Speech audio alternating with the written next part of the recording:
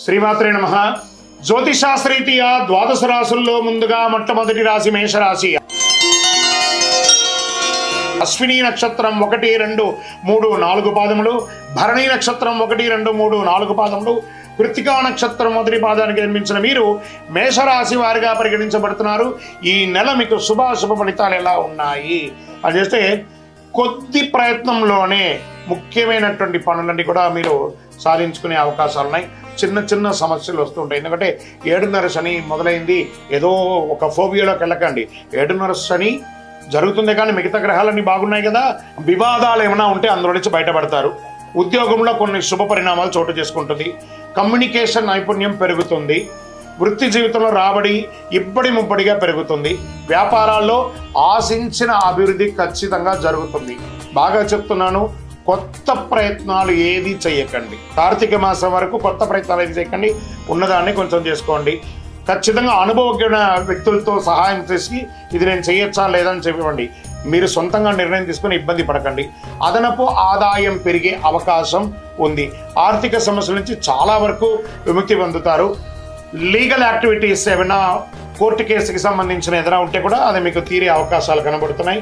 మాస ద్వితీయంలో 3వ వారంలో ఏమవుతుందంటే కాస్త నిరాశ, అనుకున్నదంతా గొప్పగా జరగవచ్చు. ప్రయత్నాలు ఆశించిన ఫలితాలు రాకపోవచ్చు.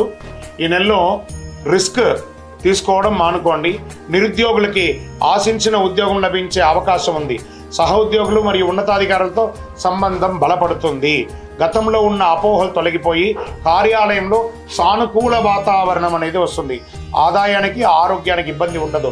తోడబుట్టువులు ఎవరైనా ఉన్నారనుకోండి, వారితో కాస్త సఖ్యతగా ఉండండి. వివాదాలకు వెళ్ళండి. పిల్లలకి శుభవార్త వింటారు. ప్రేమించే ప్రేమికుడికి ఇది మంచి సమయం అని కూడా చెప్తుంది. విద్యాదశ నుంచి మీకు క్యాంపస్ సెలక్షన్స్ పొందే అవకాశాలు ఉన్నాయి. విదేశాలకి వెళ్ళాలి అని అనుకున్న వాళ్ళకి ప్రయత్నం చేయండి. షేర్ మార్కెట్ మిశ్రమంగా ఉంది. వ్యవసాయదారులకి అద్భుతంగా ఉందని చెప్పొచ్చు. మీడియా రంగం వారికి మిశ్రమం. సాఫ్ట్వేర్ సంబంధించిన వారికి కూడా మిశ్రమంగానే ఉంది. కొంచెం 7:30 కనిపించిన జూలై 14, 2025 తర్వాత పరిస్థితులు నెమ్మదిగా మెరుగుపడతాయని కూడా చెప్పచ్చు.